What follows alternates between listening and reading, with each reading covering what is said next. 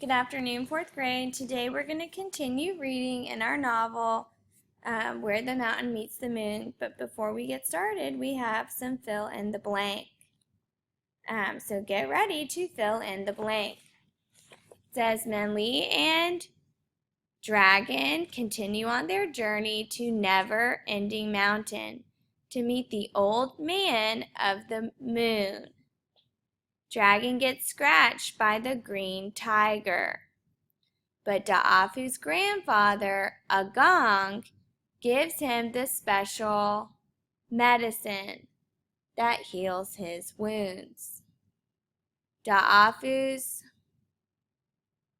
grandmother Da'afu's family decides to name the tea Dragon Well Tea in order to remember their new friend, Dragon. Press pause to write down the answers to fill in the blank, or you can rewind and make sure that you get all the answers. And then press play when you're ready for the focus question and vocabulary. Our focus question for today is, how does the story of Da'afu's ancestors teach us about community? And what does it teach us about values? What does it teach us about overcoming challenge? So we have 3 lessons that we want to focus on today: community, values, and overcoming challenge. Our first vocabulary word is community. That's a group of people that have something in common. And we would draw a line to this picture about community. The second word is values. Those are principles that help people decide what is right. That helps them decide like the right thing to do.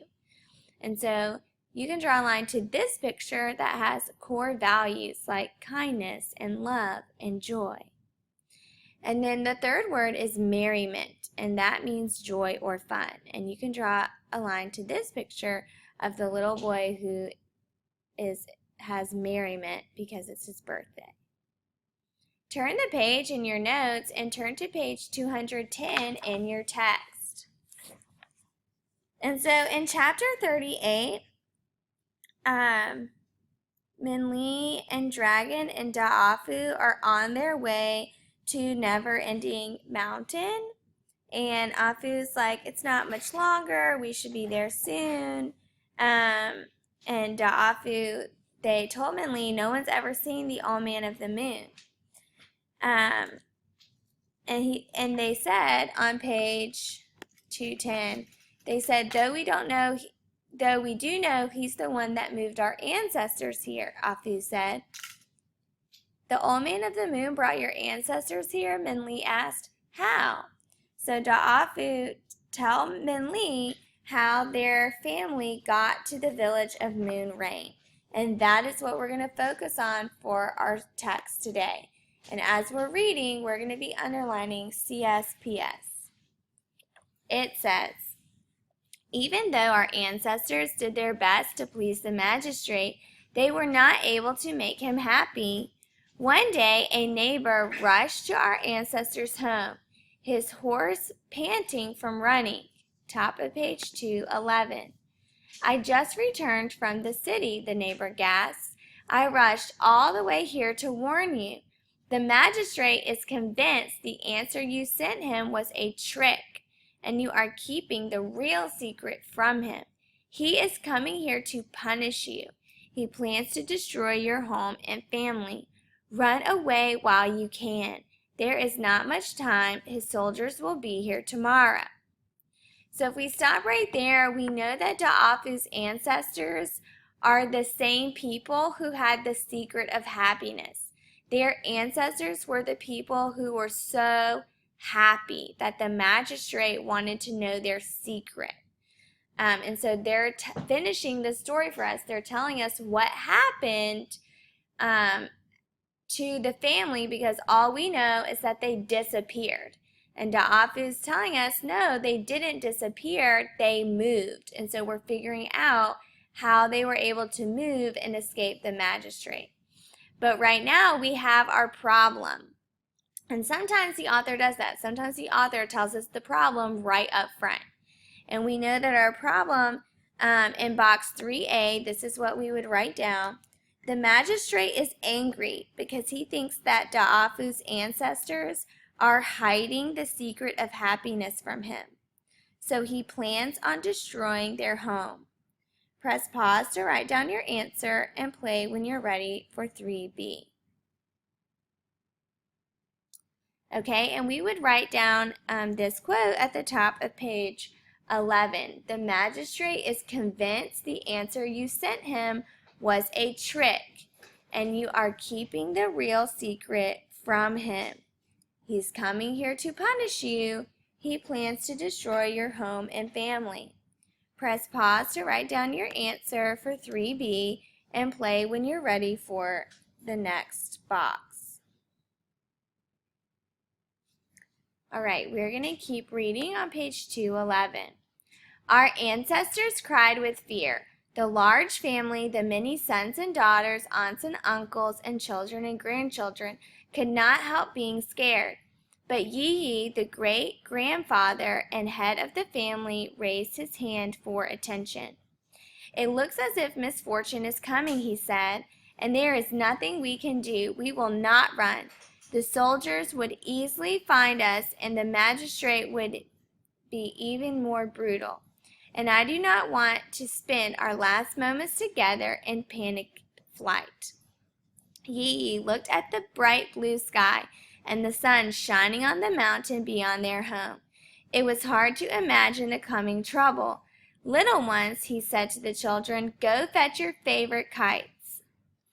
Let's stop right there because we have information about our character and setting.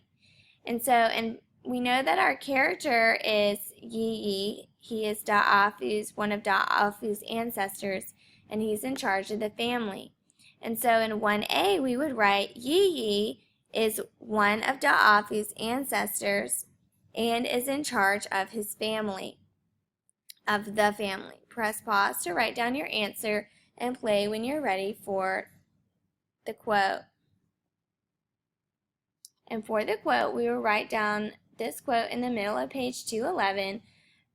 Yi, the great-grandfather and head of the family, raised his hand for attention.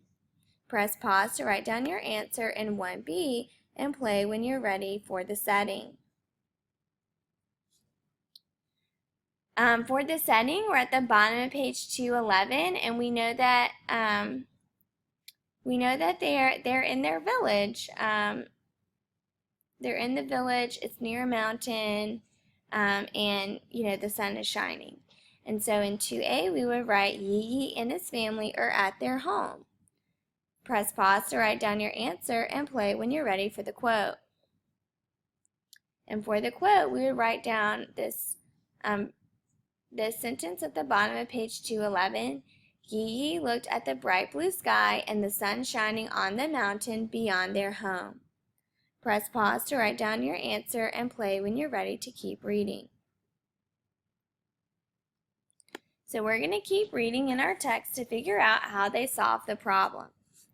Then Yi turned to the adults. Sons and daughters, he said, prepare the finest picnic you can with enough food and tea for all. We will not waste this time we have together. We will spend it as we always do, in happiness. So they have decided not to be scared. Instead, they're just going to have a celebration and celebrate being together.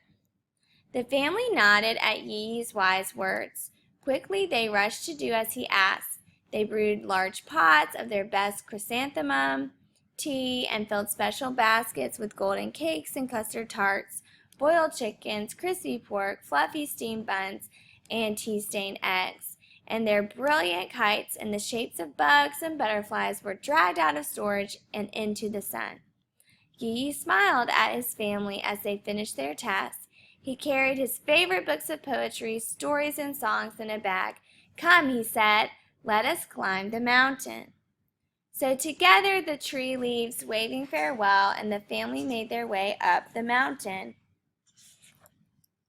They climbed high so the kites could fly without the trees getting in the way. When there was nothing between them and the sky, they stopped. And they had a delightful time. The children laughed as their kites soared in the wind. All right, and so they keep flying their kites, and they decide to let their kites go at the bottom of page 213. So it says, so instead of bringing the kites in, they cut the strings, and the kites are freed, and a strong gust of wind burst from the sky. One by one, the butterflies and dragons disappeared as if flying home to the moon. All right, and so they flew home to the moon. The family gathered up all their stuff, and they climbed back down the mountain. And when they got down there, it did not look the same. They thought that they were lost. And there were no trees, and it was cold. And they said, we are no longer on our mountain. Somehow we are on a different one. And everyone's like, that's impossible. Top of page 215. Home, she cried. Our home is right there. And it was their home. The dark red gate doors were wide open, allowing them to see light shining from the windows of their houses. Their chickens squawked a greeting, and their dogs jumped through the gate with cheerful barks. Our ancestors couldn't believe it. Dirty pots and pans that they had left in the morning were still in the wash bin. Mixed up shoes and hanging laundry were exactly where they were before. Even the book that Yi had left open on the same page. Yi walked from room to room and house to house, with the family following like a parade. Finally, he found a slip of bright silk stuck to the hinges of the gate doors. He turned around and looked at the family crowding about him. It's a miracle, he said to them. We've been moved here beyond the magistrate's reach. We are saved. The family cheered but could not help asking, how? Who would do this? Turn the page 216. And he, looks around and he says, this silk is from one of the children's kites. The kites brought our wishes up to the old man of the moon, and he must have decided that our destinies lay here, Yi said, and he motioned upward. For there is only one other here with us tonight. It is only us and the moon. All right, and so for our solution, we would go back to page 212, at the top of page 212, where Yi decides that they're going to spend the night together. And in 4a, you would write, Yi tells his family not to run and hide from the magistrate. He tells them to prepare a fine meal and climb the mountain to fly kites. Press pause to write down your answer and play when you're ready for the quote. And for the quote, you would write down this part on page 212 that says, we will not waste this time we have together. We will spend it as we always have, in happiness. Press pause to write down the quote and play when you're ready for the paragraph.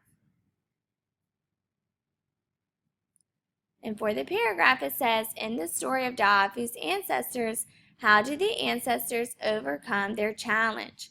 What does this reveal about the theme of the book?